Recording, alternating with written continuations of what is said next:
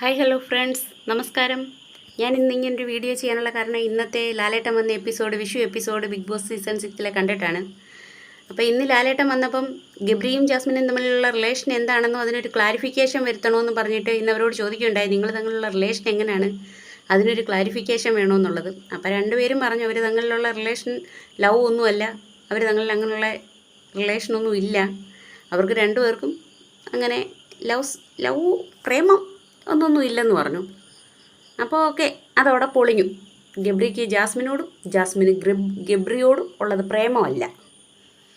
അപ്പോൾ ഇനി നമ്മുടെ യൂട്യൂബർ ചേട്ടന്മാരും ചേച്ചിമാരും ഒക്കെ എന്നാ ചെയ്യും? ഇത്രയും ദിവസവും അവർ തങ്ങളിതാൻ പ്രേമമാണ്, അവർ ഉമ്മ കൊടുത്ത് അവർ കെട്ടിപ്പിടിച്ച് എന്നും പറഞ്ഞൊക്കെ റിവ്യൂ തള്ളിയൊക്കെ ഇത്രയും ദിവസമൊക്കെ നിങ്ങൾ കഴിഞ്ഞില്ലേ? ഇനിയിപ്പോൾ എന്നാ ചെയ്യാൻ പറ്റും? ഇനിയിപ്പോൾ അവർ കളിക്കുന്നത് നാടകമാണെന്നും പറഞ്ഞുകൊണ്ടും അല്ലെ പ്രേക്ഷകരെ പറ്റിച്ചാണെന്നും പറഞ്ഞുകൊണ്ട് ഇനിയിപ്പോൾ എന്തെങ്കിലും ചെയ്യാൻ പറ്റുമായിരിക്കുമല്ലോ. അല്ല, ഇപ്പോൾ അവിടെ പറയുന്നുണ്ട് അവർ പ്രേക്ഷകരെ പറ്റിക്കാൻ വേണ്ടി എങ്ങനെ ചെയ്തതാന്ന്.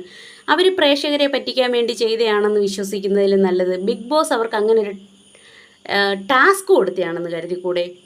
കാരണം പെട്ടെന്നൊരു ദിവസം ബിഗ് ബോസിലേക്ക് കയറി ചെല്ലുന്നു, അവിടെ വെച്ച് കാണുന്നു, പിറ്റേന്നവർ തങ്ങളിൽ ലവാവുന്നു, പിന്നെ മുതൽ മൊത്തത്തിൽ സെറ്റ്. അപ്പോൾ എന്താ ചിന്തിച്ചാൽ ബിഗ് ബോസ് ചിലപ്പോൾ അവിടെ ചെന്നപ്പോഴേ അവരോട് പറഞ്ഞു കാണത്തില്ലേ, നിങ്ങൾ തങ്ങളിൽ ഇങ്ങനെ ലവ് സ്ട്രാറ്റജിയാണ് വർക്കൗട്ട് ചെയ്യേണ്ടുന്നത്, ഞങ്ങൾക്ക് അങ്ങനെയുള്ള ഒരു കണ്ടൻറ്റാണ് വേണ്ടുന്നത് എന്ന് പറഞ്ഞിട്ടായിരിക്കത്തില്ലേ അവർ ചിലപ്പോൾ അവിടെ ആ ലവ് സ്ട്രാറ്റജി ഇറക്കി കളിച്ചത്. അല്ലാതെ ഇന്ന് കണ്ട് നാളെ അങ്ങ് പ്രേമിച്ചതാണോ? എനിക്കങ്ങനെ തോന്നുന്നു കേട്ടോ. ബിഗ് ബോസായിട്ട് അവർക്ക് അങ്ങനെ ഒരു കണ്ടൻറ്റ് ഉണ്ടാക്കി കൊടുത്ത് അവർ രണ്ടുപേരോട് അത് ഭംഗിയായിട്ട് ചെയ്യുവാണെന്ന്. ഇപ്പം അതുകൊണ്ട് എന്തായാലും ഒരു കാര്യമുണ്ട് കേട്ടോ, ഇത്രയും കാലവും യൂട്യൂബർമാരായ ചേട്ടന്മാർക്കും ചേച്ചിമാർക്കും ഒന്നും വ്യൂവേഴ്സിനെ കൂട്ടാനോ കുറയ്ക്കാനോ ഒന്നും ഒരു ബുദ്ധിമുട്ടും ഇല്ലായിരുന്നല്ലോ. ഇഷ്ടം പോലെ വ്യൂവേഴ്സും ഉണ്ടായിരുന്നു, ഇഷ്ടം പോലെ റിവ്യൂ ചെയ്യാനും ഷോട്ട് ഇറക്കാനും ആക്ഷേപം പറയാനും തള്ളാനും ഒക്കെ ആൾക്കാരുണ്ടായിരുന്നല്ലോ. അതുകൊണ്ട് എന്തായാലും ജാസ്മിൻ്റെ അച്ഛനും അമ്മയ്ക്കും ഗബ്രിയുടെ അച്ഛനും അമ്മയ്ക്കും അഭിമാനിക്കാം. കാരണം തങ്ങളുടെ മക്കളെ കൊണ്ട് എത്ര കുടുംബങ്ങൾ കഞ്ഞി കുടിച്ചു.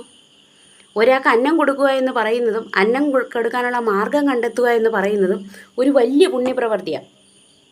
അപ്പോൾ അത് അവരുടെ മക്കളെ കൊണ്ട് സാധിച്ചു. അതുകൊണ്ട് അവർക്ക് അഭിമാനിക്കാം. എത്രയോ കുടുംബങ്ങളിൽ അന്നം കൊടുക്കാനുള്ള മാർഗം അവരുടെ മക്കൾ ഒപ്പിച്ചു കൊടുത്തു. അവരങ്ങനെ അതിനകത്തൊരു കണ്ടൻറ്റ് ക്രിയേറ്റ് ചെയ്തത് കൊണ്ടല്ലേ ഇവർക്ക് എല്ലാവർക്കും ഇതിനെ വെച്ച് വീഡിയോ ചെയ്യാനും അവരെ ആക്ഷേപം പറഞ്ഞാലും തെറി വിളിക്കാനും അസഭ്യം പറയാനും എല്ലാം പറ്റിയത്. അപ്പോൾ അവരെയും കൊണ്ട് ഗുണമല്ലേ ഉണ്ടായത് നിങ്ങൾക്ക് എല്ലാവർക്കും? ഇങ്ങനൊരു കണ്ടൻറ്റ് ക്രിയേറ്റ് ചെയ്തതുകൊണ്ട് ആർക്ക് എന്ത് നഷ്ടമുണ്ടായി? ജാസ്മിനും ജാസ്മിൻ്റെ വീട്ടുകാർക്കും ഗബ്രിക്കും ഗബ്രിയുടെ വീട്ടുകാർക്കും അല്ലാതെ ഈ കണ്ടിരിക്കുന്ന എനിക്കോ നിങ്ങൾക്കോ മറ്റുള്ളവർക്കോ ആർക്കെങ്കിലും എന്തെങ്കിലും നഷ്ടമുണ്ടായോ? ആ കുട്ടിയുടെ ഗുഡ്വില്ലല്ലേ തകർന്നു പോയത്. പിന്നെ ആ കൊച്ചു പ്രേമിച്ച് പറ്റിക്കുന്നു, അവരെ പറ്റിച്ചു, ഇവരെ പറ്റിച്ചു, മറ്റവരെ പറ്റിച്ചു. എന്തോന്നടേ ഇതൊക്കെ? ഇപ്പം ഈ കേരളത്തിൽ ആരാ പ്രേമിക്കാത്തത്? ഭാര്യയെ വീട്ടിലിരുത്തിയിട്ട് ഭർത്താവ് പ്രേമിക്കാൻ പോവും, ഭർത്താവിനെ വീട്ടിലിരുത്തിയിട്ട് ഭാര്യ പ്രേമിക്കാൻ പോവും. അങ്ങനെയുള്ള ഈ കേരളത്തിൽ ഒരു കല്യാണം പറഞ്ഞു വെച്ച് ഉറപ്പിച്ച്, അതും ആ കാമുകനെന്ന് പറയുന്നവന് പുറത്ത് പറയാൻ പോലും നാണക്കേട്.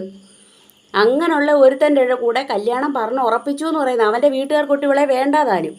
അങ്ങനെ അവിടെ ചെന്ന് അവളെ ഒരുത്തന് ക്രഷ് തോന്നി, അവന് ഇഷ്ടമാണെന്ന് പറഞ്ഞ്, അവൻ പ്രേമമാണെന്ന് പറഞ്ഞ് അവൻ പുറകെ കൂടി. അതിനകത്ത് എന്തോന്നടേ തെറ്റ്? നല്ല കാണാൻ കൊള്ളാവുന്ന പെൺപിള്ളേരെ കണ്ടാൽ ചെറുക്കന്മാർ ചിലപ്പോൾ നോക്കിയെന്നും പ്രേമിച്ചെന്നും ലൈനടിച്ചെന്നും ഒക്കെ ഇരിക്കും. അല്ലാതെ കല്യാണം പറഞ്ഞ് ഉറപ്പിച്ചെന്നും പറഞ്ഞുകൊണ്ട് കല്യാണത്തിൻ്റെ തലേന്ന് പെൺപിള്ളേർ അടുത്ത ഇറക്കന്മാരുടെ കൂടെ ഒളിച്ചോടി പോകുന്നു. കല്യാണം പറഞ്ഞ് ഉറപ്പിച്ചിട്ടുണ്ടെന്നും പറഞ്ഞുകൊണ്ട് അവൾ ആരെയും പ്രേമിക്കാൻ പാടില്ലേ? അവൾ ആരോട് മിണ്ടാൻ പാടില്ലേ? അവൾക്ക് ചിലപ്പോൾ അവിടെ ചെന്നപ്പോഴായിരിക്കും മറ്റവനെക്കാട്ടി നല്ലത് ഇവനാന്ന് തോന്നിയത്. കെട്ടിപ്പിടിച്ച് ഉമ്മം കൊടുക്കാൻ പാടില്ലേ? പെണ്ണുപിള്ളെ വീട്ടിലിരുത്തിയിട്ട് പോയി ഉമ്മം കൊടുക്കുന്ന ചേട്ടന്മാരും ചേച്ചിമാരും ഒക്കെ ഈ നാട്ടിൽ ഒരുപാടുണ്ടല്ലേ. അപ്പോൾ ആ കല്യാണം കഴിക്കാത്ത പെങ്കൊച്ചി ഇതൊക്കെ ചെയ്ത് എന്തോ മഹാപാതകമാണോ? എന്തോന്നടേ, നല്ല രീതിയിലാണ് ആ ഷോയിലോട്ട് കയറി വന്നേ. തിരിച്ചിറങ്ങി വരുമ്പോഴത്തേന് അത് കെട്ടിത്തൂങ്ങി ചാവാനുള്ള പരുവത്തിലാക്കുമോ നിങ്ങളെല്ലാവരും കൂടെ അതിനെ?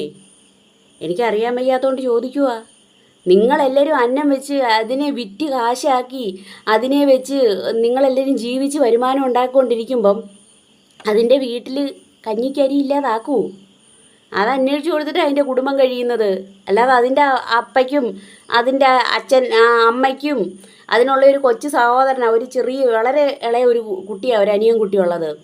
അവരാരും അന്വേഷിച്ചിട്ടല്ല ആ കുടുംബം കഴിയുന്നത്. ആ പെങ്കൊച്ച് എന്തൊക്കെയോ യൂട്യൂബിനകത്ത് നിങ്ങളെയൊക്കെ പോലെ തന്നെ അത് യൂട്യൂബിനകത്ത് കാണിച്ചു കൂട്ടുന്നേ.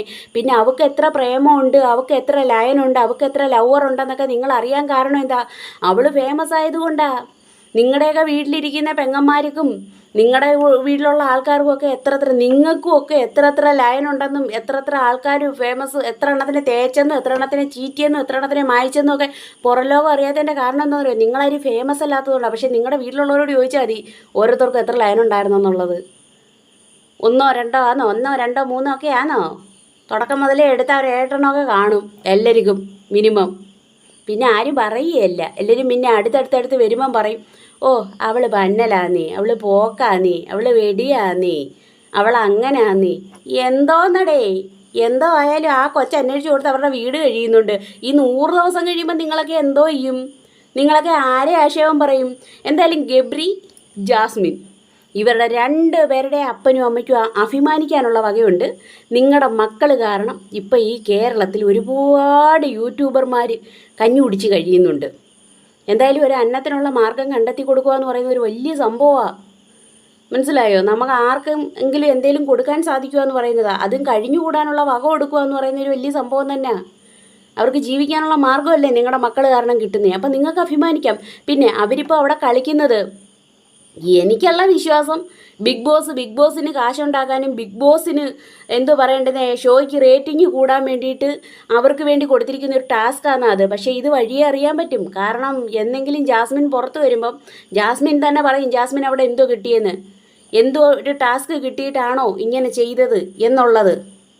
മനസ്സിലായോ? അല്ലെന്നുണ്ടെങ്കിൽ ഈ പുറത്ത് നടന്ന കാര്യം ചെന്ന് ജാസ്മിൻ്റെ അടുത്ത് കൃത്യമായിട്ട് പറഞ്ഞു കൊടുത്ത് അവളെ കെട്ടാനിരിക്കുന്ന ചെറുക്കൻ ഇനി അവളെ വേണ്ടാന്നും, അല്ലെങ്കിൽ ഇവിടെ എല്ലാം ലീക്കായെന്നും, അല്ലെങ്കിൽ അവൻ്റെ വോയിസ് ക്ലിപ്പ് ലീക്കായെന്നും എല്ലാം ജാസ്മിനോട് പറഞ്ഞു കൊടുത്ത് അവളെ മെൻ്റലി അവിടെ തകർത്ത് അവളെ ഭ്രാന്തിയാക്കൂടെ എല്ലാവരുടെ ബിഗ് ബോസും എല്ലാം കൂടെ. ഈ ബിഗ് ബോസ് എന്ന് പറയുന്ന ഷോയ്ക്ക് ഒരു നാണോമാനവും ഇല്ല. കാരണം ഒരുത്തൻ്റെ ചെകിടടിച്ച് പൊട്ടിച്ചിട്ട് ആ ഷോയ്ക്കെതിരെ ഹൈക്കോടതിയിൽ അപ്പീൽ പോയേക്കുക ഒരു വക്കീൽ. എന്നാലെങ്കിലും കുറേയെങ്കിലുമൊക്കെ എന്തെങ്കിലും ഒരു ഒതുക്കം വേണമെന്നുള്ളതില്ല. ഇനി ആ പെങ്കൊച്ച് അതിനകത്ത് കിടന്നിട്ട് അതിനെന്തെങ്കിലും സംഭവിച്ച് അതെന്തെങ്കിലും ചെയ്യുകയോ എന്തെങ്കിലും ചെയ്തു കഴിഞ്ഞാൽ ഈ ഷോയ്ക്ക് എന്തോന്ന് നഷ്ടം വരാൻ? ഷോയ്ക്ക് അത്രയും കൂടെ റേറ്റിംഗ് കൂടും. അന്നൊരു ദിവസം ഷോ തകർത്ത് വെച്ച് ഓടും. അല്ലെങ്കിൽ പിന്നീട് കുറച്ച് നാളും കൂടെ അവരുടെ ലവും അവിടെ നടന്ന സംഗതികളും കാണാൻ വേണ്ടി കുറച്ച് ദിവസവും കൂടെ ഷോ കടന്നു ഓടും. അന്നേരം നഷ്ടം ആ കൊച്ചിനും അതിൻ്റെ അച്ഛനും അമ്മയ്ക്കും മാത്രമാണ്. മനസ്സിലായോ? അല്ലാതെ ഈ കണ്ടിരിക്കുന്ന നിങ്ങൾക്കോ ആർക്കോ ഒന്നുമില്ല. എന്തോത്തിനിടെ ഇതിനെക്കുറിച്ച് ഇങ്ങനെ കിടന്നങ്ങ് ചർച്ചിച്ച് അവനും അവളും നിങ്ങൾ ഈ പ്രേമത്തിലോ, അവൻ ഉമ്മ കൊടുത്തു, അവൾ മതത്തിൻ്റെ വിശ്വാസങ്ങളെ തകർത്തു, ഇങ്ങനെയൊക്കെയുള്ള ഈ ഹിന്ദു കൊടുക്കാതെ കൊണ്ട് എന്തുവാടേ? അവിടെ ഇറങ്ങി വരുമ്പോൾ അവർക്ക് 2 പേർ കൂടി ഇഷ്ടമാണെന്ന് അവരുടെ വീട്ടുകാരങ്ങ് കെട്ടിച്ചു വിടും. അവിടെ അവസാനിക്കും ഇത്. നിങ്ങളിതിങ്ങനെ തള്ളി പറഞ്ഞ് നിങ്ങൾ എന്തിനടേ ഇങ്ങനെ കാശുണ്ടാക്കാനിരിക്കുന്നേ? അതിൻ്റെ ഭാവി തകർത്തിട്ട് വേണോ നിങ്ങൾക്ക് ജീവിക്കാനേ? വേറെ എന്തെല്ലാം പണിയുണ്ടേ? അതൊക്കെ പോയി ചെയ്തുകൂടെ നിങ്ങൾക്ക്? ആ തള്ളയും തന്തയും ഇവരുമൊക്കെ ഈ സമൂഹത്തിലല്ലേ ജീവിക്കേണ്ടത്? അവരൊരു ഷോയിൽ പോയെന്നുള്ളതല്ലേ ഉള്ളൂ. സിനിമയിൽ ആരെല്ലാം ആരുടെയെല്ലാം കൂടെ അഭിനയിക്കുന്നു, ആരെല്ലാം ആർക്കെല്ലാം ഉമ്മം കൊടുക്കുന്നു. സിനിമയിലെ സിനിമാ നടിമാരും കെട്ടിപ്പിടിച്ചല്ലേ അഭിനയിക്കുന്നത്. അന്നേരം ഒന്നും ഇല്ലാത്ത ആ ഒരു പൊള്ളൽ ഇപ്പം അവർ ആ ഷോയിൽ പോയി ഇരുന്ന് അവരൊന്ന് കെട്ടിപ്പിടിച്ചല്ലേ, അവർ ഉമ്മ കൊടുത്ത് ജാസ്മിൻ അവനെ കെട്ടിപ്പിടിച്ച. അവിടെ മറ്റുള്ള അവിഹിതമൊന്നും നടത്താൻ പറ്റത്തില്ലല്ലോ. കാരണം അവിടെ ക്യാമറ ഇരിക്കുമല്ലയോ. അതൊക്കെ നടത്തുന്ന എത്രയോ സ്ഥലങ്ങളുണ്ട്, ആരെല്ലാം ഉണ്ട്, എത്രയോ വ്യക്തികളുണ്ട്. നിങ്ങൾക്ക് അതൊന്നും കാണണ്ട. ആ പെങ്കൊച്ചിനെ മാത്രം ഇങ്ങനെ ടാർഗറ്റ് ചെയ്ത് ആക്ഷേപിച്ചുകൊണ്ടിരിക്കാൻ ഈ ഒരു സംഘം യൂട്യൂബർമാർ മെനക്കെട്ടിരിക്കുന്ന എന്തോത്തിനാടേ യഥാർത്ഥത്തിൽ? അവരുടെ 2 പേരുടെ ഫാമിലിയെ തകർത്ത് ഇല്ലായ്മ ചെയ്യാനോ? അതോ ആ കൊച്ചു പുറത്തിറങ്ങി വരുമ്പോൾ അത് ജീവിക്കാതിരിക്കാനോ? അതോ ആത്മഹത്യ ചെയ്യാൻ വേണ്ടിയിട്ടോ? എന്തുവാ ഇത്? പണ്ട് നിങ്ങൾ ഇതുപോലായിരുന്നു ദിൽഷയെയും വെച്ചിട്ട്. ദിൽഷയുടെ പുറയിൽ യഥാർത്ഥത്തിൽ ഈ 2 അവന്മാർ മെനക്കെട്ടങ്ങ് നടന്നു. അവൾ അന്നും പറഞ്ഞു അവൾക്ക് ആരെയും ഇഷ്ടമല്ല, അവൾക്ക് ആരോടും പ്രേമമില്ലെന്ന്.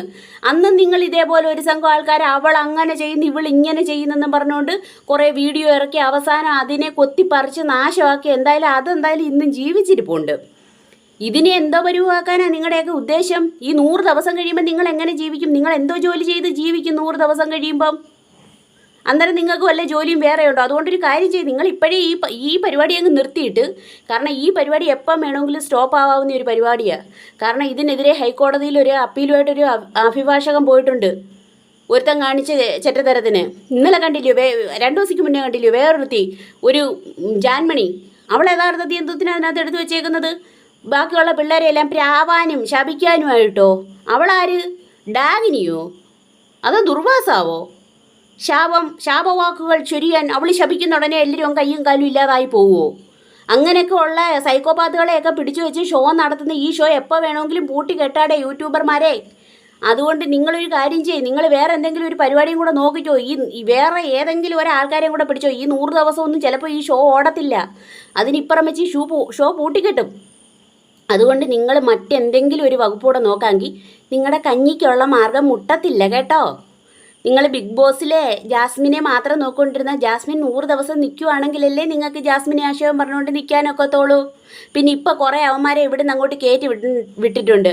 അവന്മാർ പുറത്ത് നിന്ന് കളി മൊത്തം കണ്ടേ മച്ചി, വെളിയിൽ ആർക്കാണ് ഹേറ്റേഴ്സ്, ആരോടാണ് സ്നേഹം എന്നെല്ലാം അറിഞ്ഞുകൊണ്ട് ചെന്നിട്ട് അവിടെ ചെന്ന് കുറേ ഒക്കെ സംഗതികളൊക്കെ ഇറക്കുന്നുണ്ട്. എന്തുവാടേ ഇത്? ഇത്രയും ദിവസം അതിനകത്ത് കടന്ന് കളിച്ചവർ വേറെ, പുറത്തുനിന്ന് അറിഞ്ഞുകൊണ്ട് ചെല്ലുന്നവൻ വേറെ. ഇത് എന്തോരളിഞ്ഞ പരിപാടിയാ. യഥാർത്ഥത്തിൽ മോഹൻലാലിന് വേറെ ഒരു പരിപാടി ഇല്ലാഞ്ഞിട്ടാണോ ഈ പരിപാടി അവതരിപ്പിക്കാൻ വരുന്നത്? മോഹൻലാൽ സാറിനോടൊക്കെ യഥാർത്ഥത്തിൽ ഒരു ബഹുമാനവും കാര്യങ്ങളും ഒക്കെ ഉള്ളതായിരുന്നു. സാറിന് ദൈവത്തെ ഓർത്ത് ഈ പരിപാടി അങ്ങ് നിർത്തി പൊയ്ക്കൂടായോ സാറേ? സാറിന് ജീവിക്കാൻ മാർഗ്ഗമില്ലയോ? ഒരു സിനിമ ചെയ്താൽ എത്ര ലക്ഷം രൂപ, എത്ര കോടി രൂപ സാറിന് കിട്ടും? ഈ അളിഞ്ഞ പരിപാടി അന്യൻ്റെ സ്വകാര്യതയിലേക്ക് എത്തി നോക്കിക്കൊണ്ടിരിക്കുന്ന സൈസ് കുറേ ആണുങ്ങളെയും കുറേ പെണ്ണുങ്ങളെയും കൂടെ പിടിച്ചൊരു പെരക്കകത്ത് കൊണ്ട് ഇട്ടേ വെച്ച് കുശാന്ന് കുശുങ്ങുന്ന എത്രയോ കാര്യങ്ങളുണ്ട്. പക്ഷേ അവിടെ നിങ്ങൾ ഈ ബിഗ് ബോസ് എന്ന് പറയുന്ന ഷോയിൽ ടാർഗറ്റ് ചെയ്തുകൊണ്ടിരിക്കുന്ന ഒരേ ഒരു വ്യക്തി ജാസ്മിനും ഗബ്രിയും മാത്രമാണ്. എന്താ മറ്റുള്ള കണ്ടസ്റ്റൻറ്റിലേക്കൊന്നും നിങ്ങളുടെ ക്യാമറ ചലിക്കത്തില്ലയോ? അവരെന്ത് പറയുന്നു, അവരെന്ത് മിണ്ടുന്നു, അവരെന്തോ ചെയ്യുന്നു? ഈ 10, 19, 20 എണ്ണത്തിന് അതിനകത്തോട്ട് കയറ്റി വിട്ടിട്ട് നിങ്ങളുടെ ഒരേ ഒരു ശ്രദ്ധ എപ്പോഴും ജാസ്മിൻ്റെയും ഗബ്രിയുടെയും ഇവിടെ മാത്രം ഇരിക്കുന്ന എന്താ? പണ്ട് ഡോക്ടർ റോബിൻ രാധാകൃഷ്ണൻ പറഞ്ഞായിരുന്നു ഈ ഷോ മൊത്തം എഡിക്റ്റഡ് ആണെന്ന്. മനസ്സിലായോ? അതിൻ്റെ അർത്ഥം ഇപ്പം പലർക്കും അറിയാം. എഡിക്റ്റഡ് ആണെന്ന് പറഞ്ഞതിൻ്റെ അർത്ഥം എന്തുവാണെന്ന്. കാരണം നിങ്ങൾ തീരുമാനിക്കും ഷോയ്ക്കകത്ത് പുറത്ത് പോകേണ്ടുന്നത് എന്താണ്, ഷോയിൽ നിന്ന് പുറത്ത് പോകണ്ടാത്തത് എന്താണെന്ന്. ഇതിൻ്റെ സംവിധായകനും ഇതിൻ്റെ നിർമ്മാതാവും ഇതിൻ്റെ പ്രൊഡക്ഷനും എല്ലാം തീരുമാനിക്കും നിങ്ങൾക്ക് ഏത് സംഗതി പുറത്തു പോയാൽ കൂടുതൽ റേറ്റിംഗ് കിട്ടുമെന്ന്. അപ്പം നിങ്ങൾ അത് മാത്രമേ പുറത്ത് വിടൂ. അതിൻ്റെ നല്ല വശങ്ങളെയെല്ലാം നിങ്ങൾ മാറ്റിവെക്കും. ബാക്കി എങ്ങനെ എത്രയും മോശമുള്ളത് പുറത്തോട്ട് പോകുന്നോ അപ്പം നിങ്ങളുടെ ഷോയുടെ റേറ്റിംഗ് കൂടുമെന്ന് വെച്ചിട്ട് നിങ്ങൾ അത്രയും മോശമുള്ളതിനെ മാത്രമേ പുറത്തോട്ട് വിടുന്നുള്ളൂ. അതുകൊണ്ടാണ് അന്ന് ഡോക്ടർ റോബിൻ രാധാകൃഷ്ണൻ പറഞ്ഞത് ഈ ഷോ മൊത്തം എഡിക്റ്റഡ് ആണെന്ന്. മനസ്സിലാവുന്നുണ്ട്? നിങ്ങളാണ് യഥാർത്ഥത്തിൽ ഈ ഷോയിൽ ജാസ്മിനും ഗബ്രിക്കും ഇത്രയും ഹേറ്റേഴ്സിനെ ഉണ്ടാക്കിയെടുക്കാനും അവരെ അവർക്ക് എന്തെങ്കിലും സംഭവിക്കുകയോ അവർ മാനസികമായിട്ട് ഏതെങ്കിലും രീതിയിൽ അവർക്ക് ബുദ്ധിമുട്ടുണ്ടാവുകയോ ചെയ്തിട്ടുണ്ടെങ്കിൽ ഈ ബിഗ് ബോസ് ഷോയുടെ നിർമ്മാതാവും അണിയറ പ്രവർത്തകരും സംവിധായകനും ഒക്കെയാണ് ഇതിന് ഉത്തരവാദികൾ. കാരണം എന്താണെന്ന് വെച്ചാൽ നിങ്ങൾ ഈ ഷോ തുടങ്ങിയപ്പം തൊട്ട് അവരെന്ത് ചെയ്യുന്നു എന്നുള്ളതിലേക്ക് മാത്രമാണ് ഫോക്കസ് ചെയ്തത്. അതുകൊണ്ടാണ് ഞാൻ ഉറപ്പിച്ച് പറയുന്നത്, നിങ്ങൾ അവരെ ഏൽപ്പിച്ചിരിക്കുന്ന നിങ്ങൾ അവരെ ഏൽപ്പിച്ചിരിക്കുന്ന ടാസ്ക്കാണ് ഈ ലവ് സ്ട്രാറ്റജി. നിങ്ങൾ നൽകിയതാണ് അവർക്ക് ഈ ലവ് സ്ട്രാറ്റജി എന്ന് പറയുന്ന ടാസ്ക്. അതുകൊണ്ടാണ് നിങ്ങൾ അന്ന് മുതൽ ഇന്ന് വരെയും അവരെ മാത്രം ഫോക്കസ് ചെയ്യുന്നത്. എന്നിട്ട് അവസാനം പുറത്ത് നിങ്ങൾ ഉണ്ടാക്കി കൊടുത്ത സ്ട്രാറ്റജി സക്സസ് ആയില്ല, പകരം അത് ഹേറ്റേഴ്സിനെയാണ് ഉണ്ടാക്കിയതെന്ന് അറിഞ്ഞപ്പോൾ നിങ്ങൾ പുറത്തുനിന്ന് ആളിനെ കയറ്റി വിട്ട് അത് അവരെ അറിയിച്ച് അവളെ മാനസികമായിട്ട് തളർത്തി ആ ചെറുക്കനെ കൊണ്ട് ഷോ ക്വിറ്റ് ചെയ്യിക്കുന്ന പരുവത്തിലെത്തിച്ച് നിങ്ങളിപ്പം നിങ്ങളുടെ ഷോയുടെ റേറ്റിംഗ് കൂട്ടിക്കൊണ്ടിരിക്കുക. എന്തോന്നളിഞ്ഞ കളിയായത്, എന്തോ നാറിയ പരിപാടി. ഇതൊക്കെ നിർത്തിയിട്ട് പൊയ്ക്കൂടെ നിങ്ങൾക്ക്?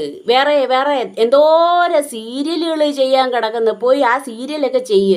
ചുമ്മാ ഈ പരിപാടിയും കൊണ്ട് ചെയ്തിട്ട് പാവപ്പെട്ട കുടുംബങ്ങൾക്ക് അത്താണി ഇല്ലാതാക്കാതെ. നിങ്ങൾ നൽകുന്ന പ്രതിഫലം പ്രതീക്ഷിച്ച ഈ ആൾക്കാർ വരുന്നത് ശരിയാ, പക്ഷേ തിരിച്ചിറങ്ങി ചെല്ലുമ്പോൾ അവർക്കൊരു ഭാവി ഇല്ലാതാവുക. എത്രയോ കൊല്ലം അവർ ഈ ഷോയിൽ പ്രവർത്തിക്കുന്നതിൻ്റെ ഫലം അവർ എത്രയോ കൊല്ലം പുറത്തനുഭവിക്കേണ്ടി വരുന്നെന്ന് നിങ്ങൾ അറിയുന്നുണ്ടോ? എന്തായാലും ഒരു കാര്യം ചെയ്യും, വീഡിയോ ചെയ്യുന്നവരൊക്കെ ഇനിയിപ്പം മാറ്റി പിടിച്ചോ. ഈ ഷോ ഏത് നിമിഷം വേണമെങ്കിലും പൂട്ടിക്കെട്ടാവുന്ന വക്കിലെത്തിയിരിക്കുകയാണ്. അപ്പോൾ ഓക്കെ ബൈ. എനിക്ക് പറയാൻ ഇത്രയേ ഉള്ളൂ. ആ കുഞ്ഞിൻ്റെ കഞ്ഞികൂടി മുട്ടിച്ചിട്ട് നിങ്ങളെല്ലാം കഞ്ഞി കുടിക്കുമല്ലയോ?